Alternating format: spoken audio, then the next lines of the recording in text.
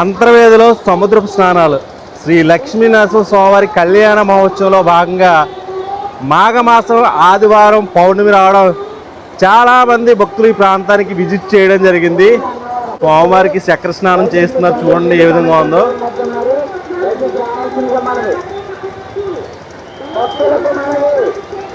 అందరికీ నమస్కారం, నేను మీ హర్ష శ్రీరామ్. అంతర్వేది శ్రీ లక్ష్మీ నరసింహస్వామి కళ్యాణ మహోత్సవంలో భాగంగా ఈరోజు స్వామివారి చక్ర స్నానాలండి, అంటే పౌర్ణమి స్నానాలు. మాఘమాసం పౌర్ణమి రోజు కావడంతో చాలామంది భక్తులు ఈరోజు సముద్ర స్నానం చేస్తే చాలా పవిత్రమని ఇక్కడ భక్తులు నమ్ముతూ ఉంటారు. పౌర్ణమి స్నానాలు ఏ విధంగా జరుగుతున్నాయో చూడొచ్చు. సుమారు 2 కిలోమీటర్ల మేర లైన్లో భక్తులు ఈ రోడ్డు ద్వారా ఏ విధంగా వస్తున్నారో చూడండి. అసలు మీరు ఇంత అద్భుతమైన ప్రదేశం, ఇంత పవిత్రమైన ప్రదేశం ఎక్కడా ఉండదు. మన ఆంధ్రప్రదేశ్లోని నవనారసింహ క్షేత్రాల్లో ఒకటి శ్రీ అంతర్వేది లక్ష్మీ నరసింహస్వామి ఆలయం.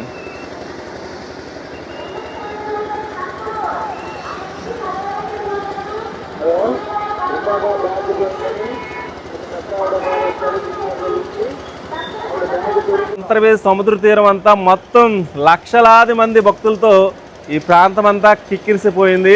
ఒకవైపు సముద్రం, మరోవైపు గోదావరి, మధ్యలో ఉండే నవనారసింహ క్షేత్రమే అంతర్వేదిలోని శ్రీ లక్ష్మీ నరసింహస్వామి ఆలయం.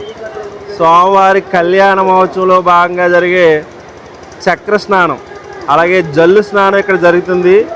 స్వామివారికి ఏ విధంగా జల్లు స్నానం అలాగే చక్ర స్నానం చేస్తున్నారో ఇక్కడ ఆ స్వామివారిని అభిషేకించిన జలాలన్నీ కింద భక్తులకి ఆ జలాలన్నీ భక్తులను తాకుతుంటే వాళ్ళ చేసిన పాపాలన్నీ ఇక్కడతో తొలగిపోతాయని ఇక్కడ చాలామంది యొక్క భక్తుల యొక్క నమ్మకం. చూశారు కదా ఏ విధంగా క్యూ లైన్లో వస్తున్నారో భక్తులు. వీళ్ళందరూ స్వామివారి జల్లు స్నానం చేయడానికి ఈ ప్లేస్కి రావడం జరిగింది. అక్కడ మీరు దూరంగా చాలామంది భక్తులు సముద్ర స్నానం ఆచరిస్తున్నారు. అక్కడ క్యూ లైన్ అంటే ఒక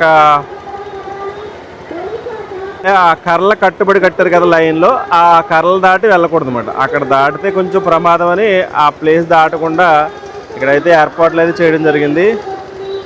చూశారు కదా ఏ విధంగా భక్తులు ఇక్కడ స్నానం ఆచరిస్తున్నారో. సుమారు 2 కిలోమీటర్ డిస్టెన్స్లో చాలామంది భక్తులు ఈ ప్రాంతాన్ని నడుచుకుంటూ రావడం.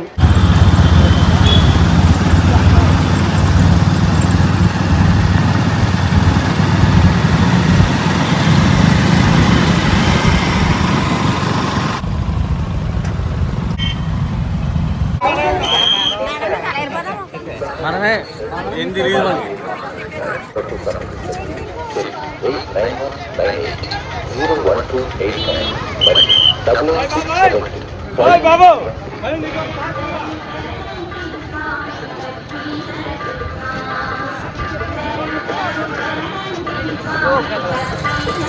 ఇక్కడ సముద్ర స్నానం చేయడం చాలా పవిత్రమండి. ఈ రోజు స్నానం చేయకపోతే తప్పనిసరిగా వచ్చి ఇక్కడ స్నానం ఆచరించవచ్చు. ఎందుకంటే ఒకవైపు గోదావరి, మరోవైపు సముద్రం, మధ్యలో ఉండే ఏకైక నవనారసింహ క్షేత్రమే మా అంతర్వేది శ్రీ లక్ష్మీ నరసింహస్వామి ఆలయం.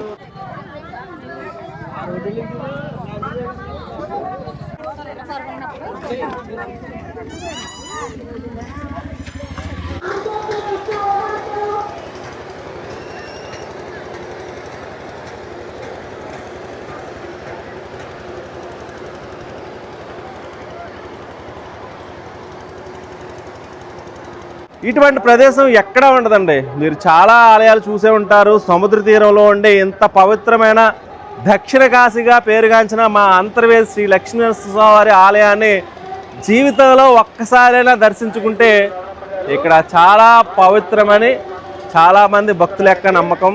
ఆ కళ్యాణానికి అలాగే రథోత్సవానికి చాలామంది మిస్ అయి ఉంటారు. వాళ్ళందరూ ఈరోజు ఈ ప్రాంతానికి విజిట్ చేయడం జరిగింది. అసలు సుమారు 2 కిలోమీటర్స్ డిస్టెన్స్ ఉంటుంది అన్నమాట టెంపుల్ దగ్గర నుంచి. ఆ 2 కిలోమీటర్స్ కూడా ఇలా నడిచి వెళ్ళి బీచ్కి వెళ్ళి స్నానం చేస్తూ ఉంటారు భక్తులు. సుమారు కిలోమీటర్ జర్నీ చేసి నడుచుకుంటూ ఈ ప్రాంతానికి ఏ విధంగా వస్తున్నారో చూడవచ్చు మీరు.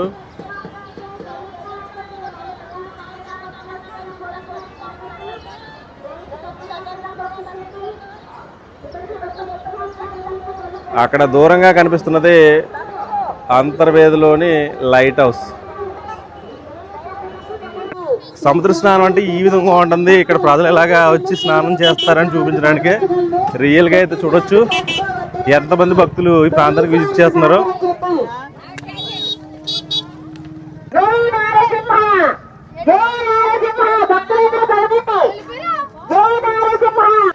ఏ విధంగా సోమవారం చక్ర స్నానం జరుగుతుందనేది మీకు చూపిస్తాను. ఇదే మా అంతర్వేదిలోని శ్రీ లక్ష్మీనరసింహవారి కళ్యాణ మహోత్సవంలో భాగంగా జరిగే పౌర్ణమి స్నానాలు.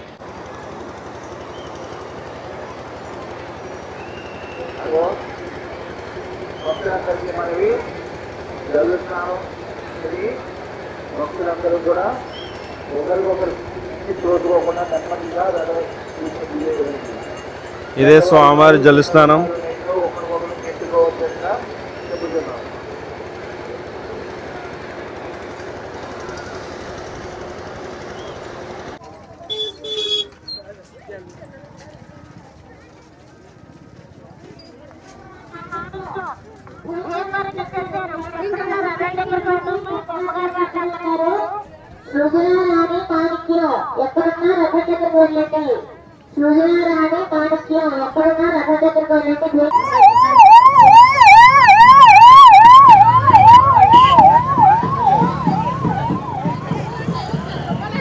ఎమ్మెల్యే గారు చక్ర స్నానం కంప్లీట్ అయిపోయినట్టుంది. ఆయన ఎలా తీసుకెళ్తున్నారు అనమాట. ఫైనల్గా అయితే మనం బీచ్ దగ్గరికి అయితే వచ్చేసామండి. ఇదే అంతర్వేది సముద్ర తీరం అన్నమాట. ఇక్కడ ఈ బీచ్ స్నానాలు ఏ విధంగా ఉంటాయి, పౌర్ణమి స్నానాలు ఏ విధంగా ఉంటాయి అనేది ఇప్పుడు చూడొచ్చు. చాలామంది క్లౌడ్ ఎక్కువగా ఉందండి.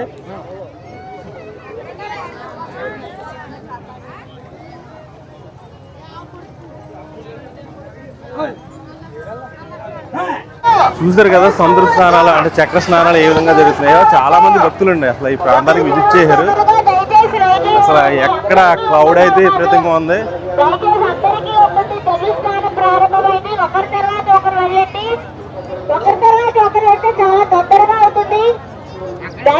సోమవారిని ఇక్కడ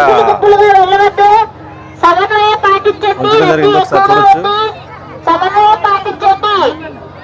అందరికీ తెలుస్తాను ఉంటుంది. దయచేసి సమన్వయం పాటించండి.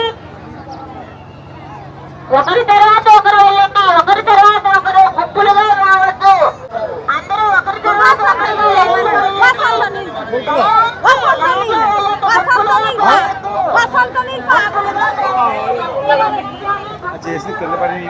ఇక్కడ జల్లు స్నానం జరుగుతుంది. ఒకసారి చూడొచ్చు.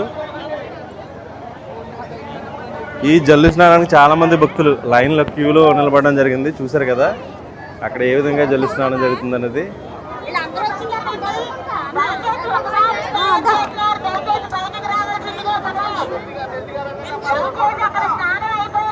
చూసారు కదా సోమవారికి ఏ విధంగా జల్లు స్నానం చేస్తున్నారో.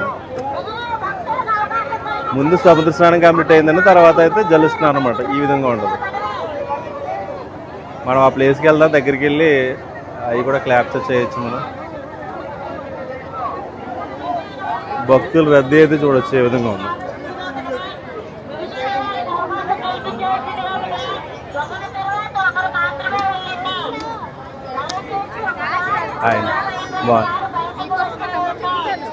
ఏ ఊరు ఇది? వైజాగ్. అంతర్వేదిలో సముద్రపు స్నానాలు శ్రీ లక్ష్మీనరసింహ స్వామివారి కళ్యాణ మహోత్సవంలో భాగంగా మాఘమాసం ఆదివారం పౌర్ణమి రావడం చాలామంది భక్తులు ఈ ప్రాంతానికి విజిట్ చేయడం జరిగింది. మా అంతర్వేదిలో జరిగే శ్రీ లక్ష్మీనరసింహ స్వామివారి కళ్యాణ మహోత్సవంలో భాగంగా స్వామివారి చక్ర స్నానం అంటే పౌర్ణమి స్నానాలు ఈ విధంగా ఉంటాయండి. చూశారు కదా లక్షల్లో భక్తులు. అసలు నేను కొంతవరకు మాత్రమే మీకు క్యాప్చర్ చేయడం జరుగుతుంది. అద్భుతం కదా. ఒకవైపు గోదావరి, మరోవైపు సముద్రం, మధ్యలో నారసింహ క్షేత్రమే ఈ అంతర్వేది లక్ష్మీ నరసింహ స్వామివారి ఆలయం. ఒకవైపు పర్యాటక ప్రదేశం, మరోవైపు ఆధ్యాత్మికత ఉట్టుపడే దక్షిణ కాశీగా పిలువబడుతున్న మా అంతర్వేదిలోని శ్రీ లక్ష్మీ నరసింహ స్వామివారి కళ్యాణ మహోత్సవంలో భాగంగా జరిగే స్వామివారి చక్ర స్నానం. అక్కడ స్వామివారికి చక్ర స్నానం చేస్తున్నారు, చూడండి ఏ విధంగా ఉందో.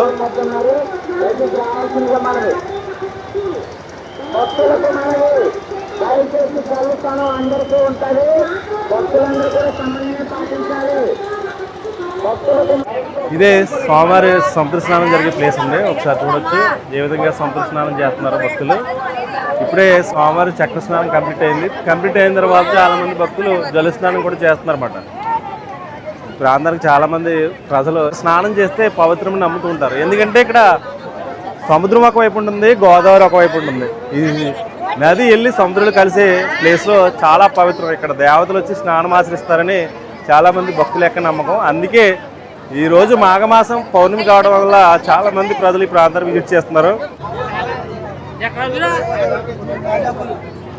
చూసారు కదా స్వామివారి చక్ర స్నానాలు ఏ విధంగా జరుగుతున్నాయో.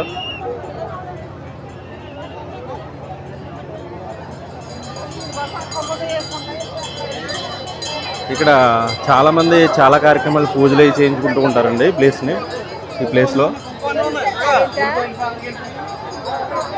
భక్తులందరూ జల స్నానంకి మెల్లిగా నెమ్మదిగా వెళ్ళవలసిందిగా విజ్ఞప్తి చేస్తున్నాం. ఎవరూ తొందరపడవద్దు. లైన్ లో పిల్లలు ఉన్నారు, పెద్దవారు ఉన్నారు, ఒకరినొకరు తోచుకోవద్దు.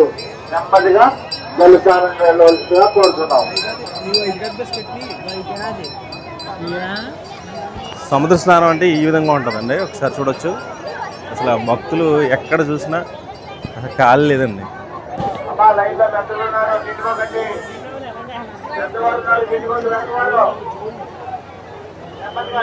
అలా దూరంగా చూసారు కదా ఏ విధంగా ఉన్నారు, స్నానం చేస్తున్నారు. ఈ వెనకాల స్వామివారికి చక్ర స్నానం అంటే జల స్నానం జరుగుతుంది.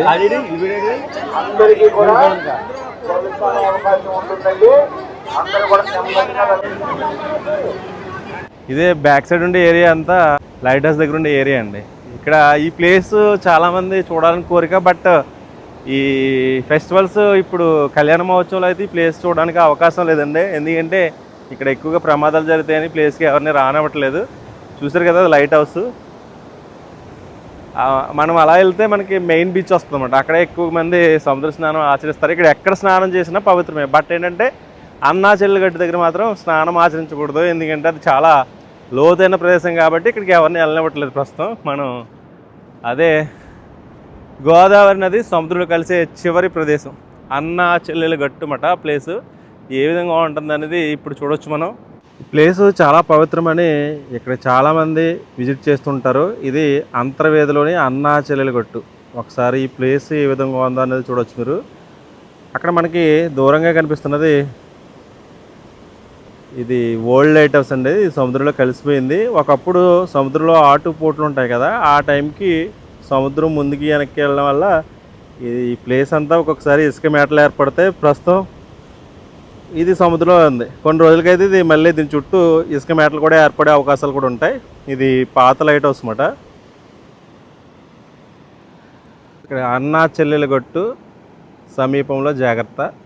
సముద్రం ఆటగాదు, దూరంగా ఉండండి, సురక్షితంగా ఉండండి. ఇక్కడ సడన్ డీప్ వాటర్ హెడ్ అంటే ఇక్కడ లోతు ఎక్కువగా ఉంటుంది అన్నమాట. అలాగే మనకి దూరంగా కనిపిస్తున్నది గోదావరి నది. అది మహారాష్ట్రలోని నాసికత్రయంబక వద్ద పుట్టిన గోదావరి నది ప్రవహిస్తూ ఇలాగా వచ్చి ఇక్కడ అంతర్వేదిలో సముద్రంలో కలిసే ప్రదేశం. ఇదే సాగర సంగమం అన్నా చెల్లెల గట్టు. చూసారు కదా సముద్రపు కేటాలు ఇక్కడి నుంచి స్టార్ట్ అవుతాయి అన్నమాట.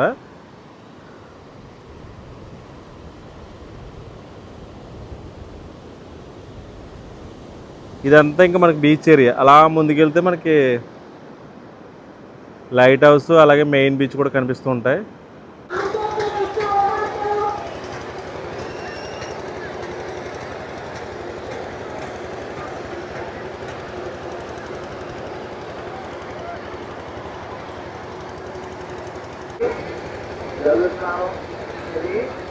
భక్తులందరూ కూడా ఒకరికొకరు చూసుకోకుండా నెమ్మదిగా